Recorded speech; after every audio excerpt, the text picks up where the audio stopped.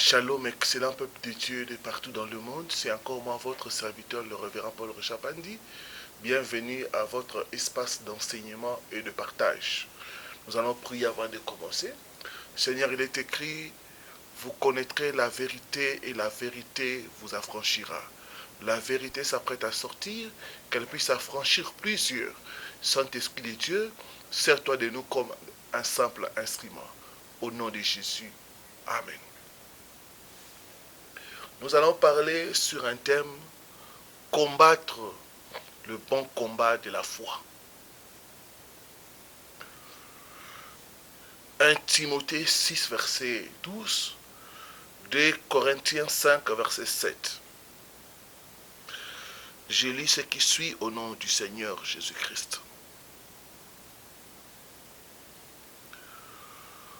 Combat le bon combat de la foi.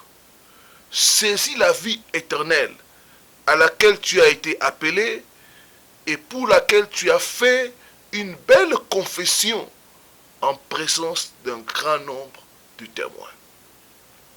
2 Corinthiens 5, verset 7. Nous marchons par la foi et non par la vue. Beaucoup d'enfants de Dieu croient que marcher par la foi est comme sur des roulettes, sans difficulté, ni problème, ni peine ou souffrance.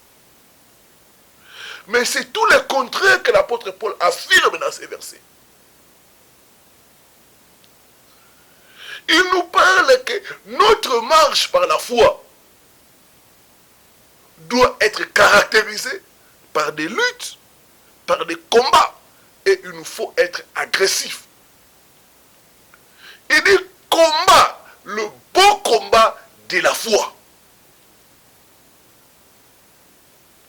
Nous devons comprendre le combat de la foi et comment mener ces combats. Bien-aimés, nous devons nous réveiller et savoir qu'il y a l'ennemi de nos âmes qui désire nous faire douter, décourager, nous affaiblir ou même détruire notre foi.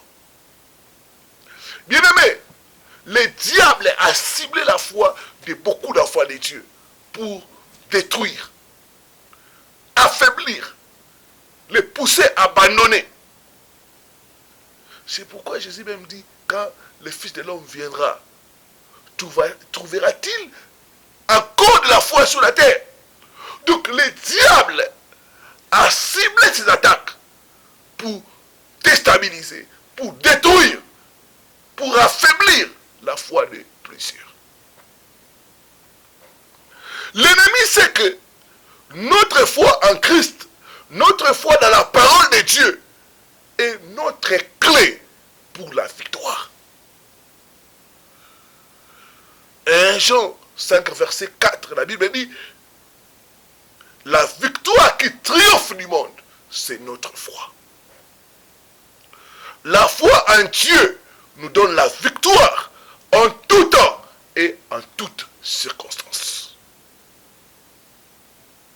Je me rappelle, quand je venais de terminer mes études universitaires, j'ai passé 3 années à chercher du travail. Et il n'y avait pas de travail. Dans le naturel, cette situation semblait impossible et il n'y avait pas d'issue. L'ennemi a commencé à me faire douter de l'amour de Dieu. L'ennemi a commencé à me faire douter. À me montrer, tu pries. Ce Dieu est incapable même de te donner un petit travail. J'ai introduit des demandes d'emploi par-ci, par-là. Il n'y avait pas de suite favorable. L'ennemi a voulu me faire douter de la parole de Dieu, de la fidélité de Dieu. Bien-aimé, j'ai eu la victoire parce que j'ai tenu ferme dans la foi. Je ne sais pas, peut-être tes circonstances. Tu passes par des moments difficiles. Je t'exhorte à faire comme j'ai fait. J'ai tenu fort dans la foi. Et Dieu m'a donné la victoire. J'ai dit qu'il va te donner la victoire aussi au nom de Jésus.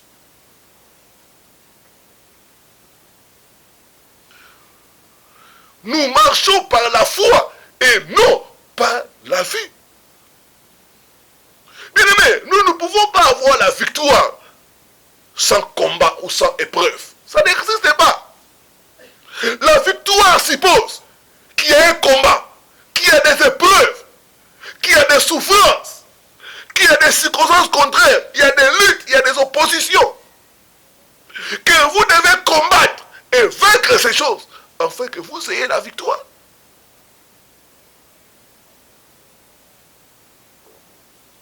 L'apôtre nous encourage. Il dit, mon fils Timothée, combat le bon combat de la foi. Bien-aimé, le combat de la foi, c'est quand ce que Dieu a dit et ce que tu vis, c'est contraire. J'ai prié pour le travail. Mais entre-temps, j'ai continué à vivre dans le chômage. Le combat de la foi. Paul dit à Timothée, il encourage Timothée, il dit, combat le bon combat de la foi.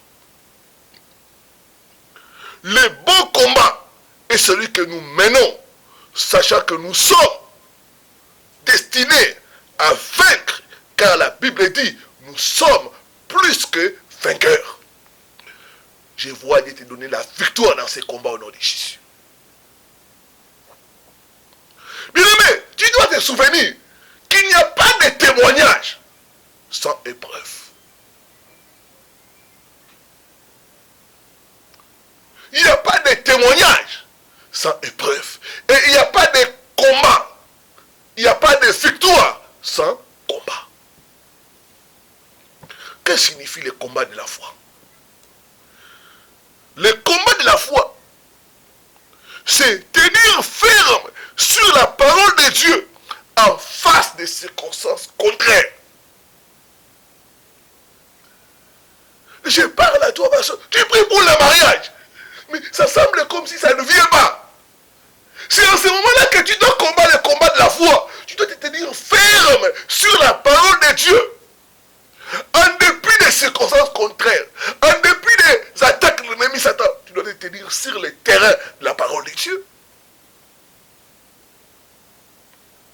Bien aimé, si nous tenons ferme sur le terrain de la parole de Dieu, les circonstances peuvent changer. J'ai tenu ferme. Et après 3 ans, Dieu m'a ouvert les portes du travail. J'ai dit que Dieu, je vois Dieu t'ouvrir les portes au nom de Jésus. Le combat de la foi, c'est ça. Tenir ferme sur la parole, malgré les circonstances contraires. C'est quoi le combat de la foi? Le combat de la foi, c'est s'accrocher au rapport de Dieu. Face à tout autre rapport. Face au rapport économique. Face au rapport médical. Face au rapport des sens. Quelqu'un dit, moi je m'accroche au rapport de Dieu. Vous savez, dans Nombre chapitre 13, on nous parle de l'histoire des enfants d'Israël. Avant d'entrer à la terre promise, Moïse va envoyer 12 espions. Il va leur donner une mission. Aller espionner le pays que l'Éternel va nous donner. Regardez ce qu'il y a. Apportez les fruits de ce pays et venez faire rapport. La Bible dit, quand ils sont allés, ils ont vu des gens, ils ont vu beaucoup de choses. Au retour, et le premier groupe qui a donné un mauvais rapport. Ils ont dit, nous avons vu le pays. C'est vrai, c'est un pays où coule le lait et le miel. Mais il y a des géants. Les habitants de ce pays dévorent les étrangers. Nous étions à leurs yeux comme des sauterelles. Ils ont donné un mauvais rapport. Ils ont découragé le peuple de Dieu.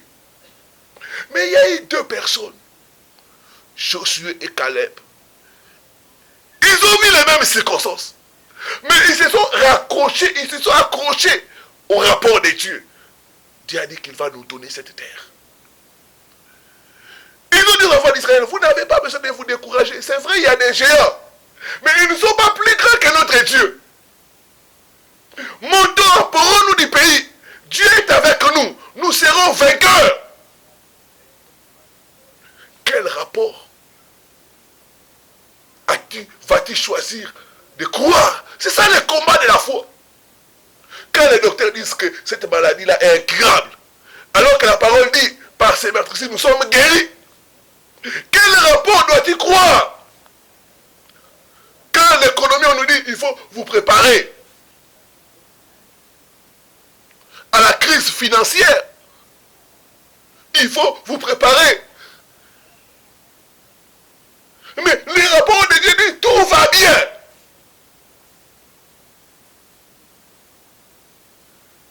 Bien-aimé dans le Seigneur, le combat de la foi, c'est s'accrocher au rapport de Dieu.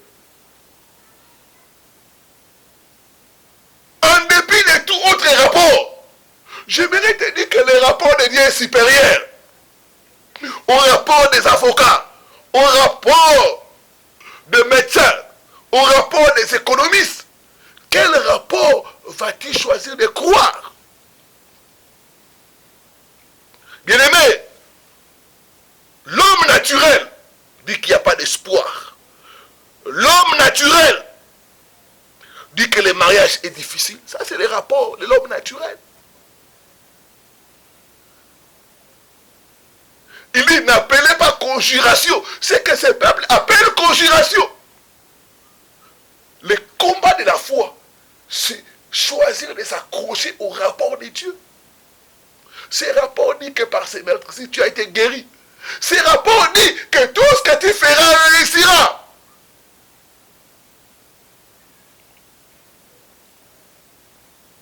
J'ai entendu l'histoire d'un homme de Dieu qui était en train de lire la parole de Dieu. Il est tombé sur Deutéronome 28, là où on disait, vous prêterez à beaucoup de nations, mais vous n'en prêterez point. Il était dans les dettes. Quand il a regardé ça, il a dit, je vais croire au rapport de Dieu. À partir de maintenant, fini les dettes dans ma vie. C'est moi qui va commencer à prêter aux gens. Et il a refusé de prendre de nouvelles dettes. Et le Seigneur a honoré sa foi. Aujourd'hui, cet homme de Dieu est financièrement béni. Et il a commencé même à aider des pays. Je vois Dieu te bénir extrêmement au nom de Jésus. Troisième chose, le combat de la foi, c'est marcher sur la parole de Dieu en se concentrant sur Christ et en refusant de tenir compte des circonstances contraires. Prenez le cas de Pierre. Quand Jésus lui a dit, viens, sors de la barque, viens. Le Bible dit que Pierre a commencé à marcher sur les eaux. Mais à un moment donné, quand il a regardé le vent, la tempête, les vagues, il a commencé à avoir peur. Et la Bible dit qu'il a commencé à sombrer. Heureusement qu'il a crié au Seigneur et le Seigneur l'a soutenu. Bien-aimé, le combat de la foi, c'est marcher sur la parole. Si tu as ainsi dit l'Éternel, ça suffit. Ne regarde pas à gauche, à droite. Ferme les yeux, ferme les oreilles. Si Pierre avait fermé les yeux et les oreilles, il n'aurait pas sombré. Beaucoup de fois, nous voulons écouter, nous voulons voir. Ce n'est pas ça la foi. La foi croit d'abord et voit après. Abraham, s'il avait regardé son âge et l'état de son corps et l'état de sa femme qui était 2 fois ménopausée, Dieu ne l'aurait pas visité. Abraham n'a pas considéré son corps. Il n'a pas considéré son âge. J'ai pas à Thomas. Si tu considères ton âge, j'ai déjà 37 ans. Qui peut me prendre en mariage? J'ai 40 ans, je n'ai pas d'enfant. Mais regarde pas, ça ce n'est pas la foi. La foi considère la parole de Dieu plus que toute autre chose. Ce que Dieu a dit, c'est ça. La foi s'accroche à cela. La foi marche sur la parole de Dieu.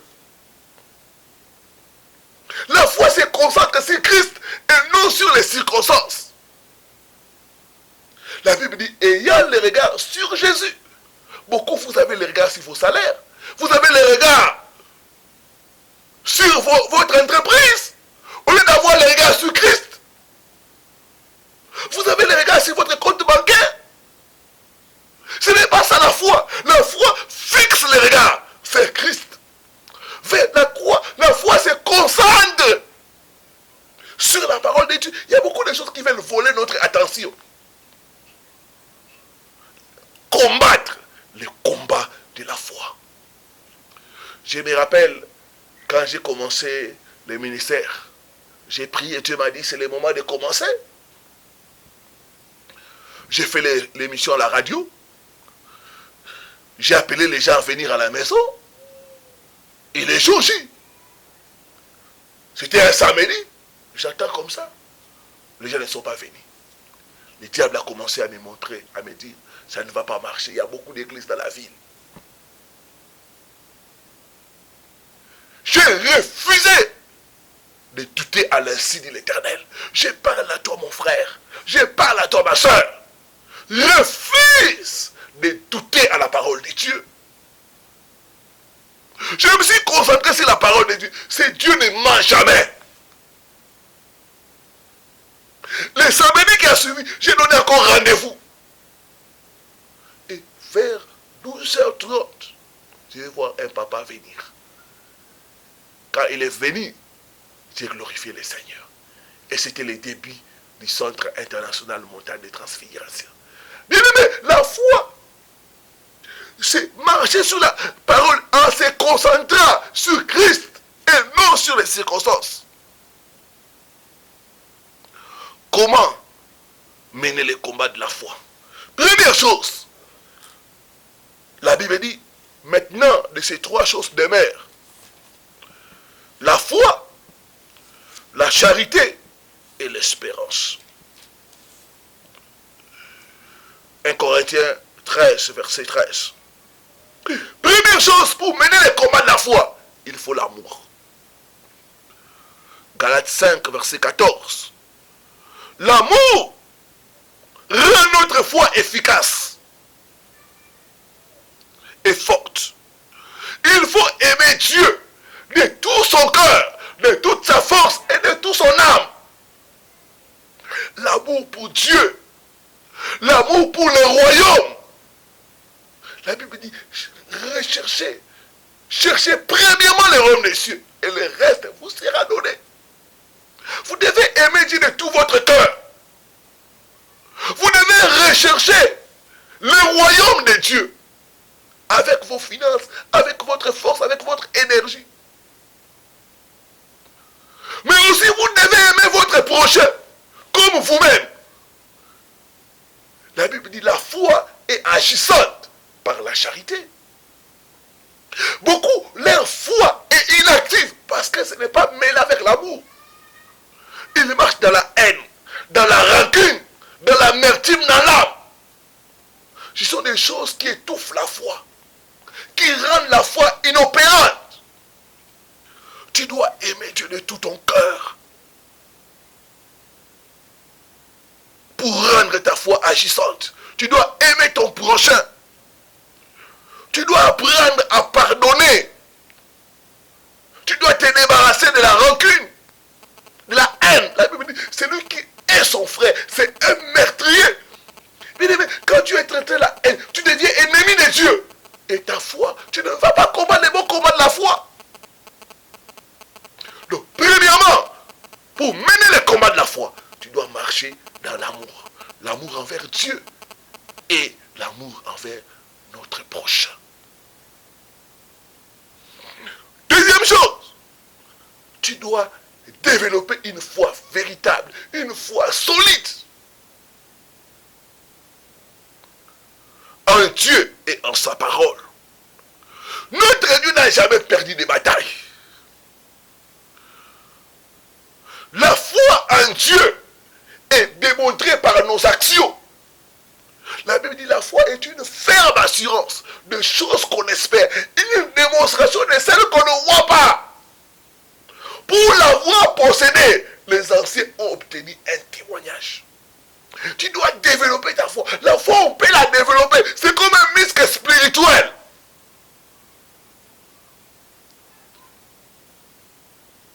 Tu dois démontrer ta foi. Parce que la foi, quand elle n'est pas accompagnée de la démonstration, c'est une foi morte. Comment tu peux démontrer ta foi? Premièrement, par tes paroles. Tu dois apprendre à parler le langage de Dieu. Il y a un langage de la foi.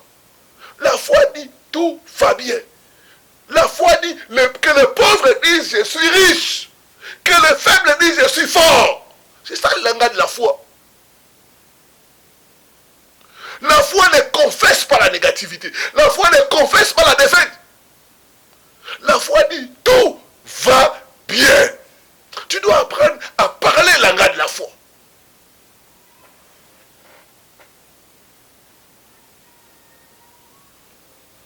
Deuxième chose, tu dois démontrer ta foi par les œuvres. Tes actions doivent prouver ce que tu crois. Tu ne dois pas dire une chose et te comporter différemment, non. La foi est démontrée par tes actions. Si tu crois que Dieu va te visiter avec des jumeaux, comment déjà préparer la lettre? Si tu crois que cette année, c'est ton année de mariage, comment déjà te préparer? C'est ça la foi. La foi n'attend pas, la foi agit. La foi, c'est ici et c'est maintenant. Tu dois poser les actions de la foi. Je me rappelle quand j'ai prié pour ma première voiture. J'ai prié. Dieu m'a dit, tu dois démontrer maintenant ta foi. Et j'ai commencé à rechercher une voiture à acheter. J'ai pris la modèle, c'était dans mon esprit, je disais, je dois avoir une Mercedes 190. Et j'ai commencé à chercher partout où on vendait les véhicules. Et les gens m'amenaient les véhicules, mais ils n'avaient pas encore l'argent. J'ai commencé à faire des prospections, à aller au marché où on vend les véhicules, à demander. Jusqu'à ce qu'une personne m'a amené un véhicule à un prix qui était très bas. Une Mercedes 190. Mais je n'avais pas l'argent. Et quelques mois après, Dieu va me donner l'argent et j'ai acheté ma première voiture. Bien aimé dans le Seigneur, c'est possible. La foi est agissante. La foi se voit par les actions. Je dis quoi que tu es guéri. Commence à faire les mouvements. Il a dit, mes enfants seront la tête et non la queue. Quand j'ai compris cette parole, j'ai commencé à me comporter comme étant quelqu'un qui est la tête.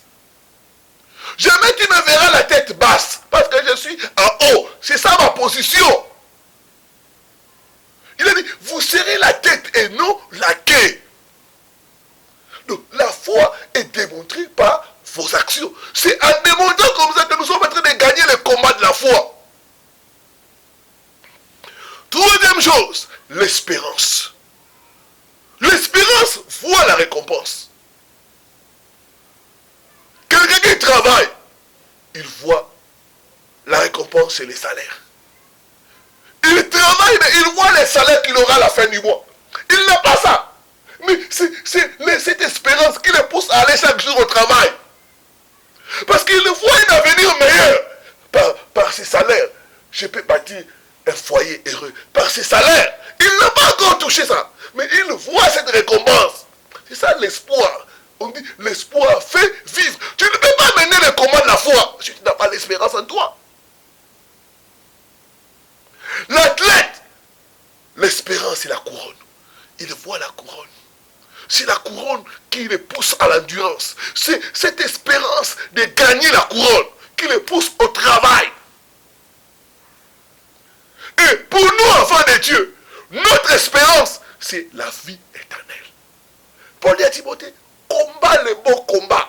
Saisis l'espérance d'une vie éternelle qui est en Christ Jésus. Bien-aimé, là où il y a l'espérance, il y a la vie.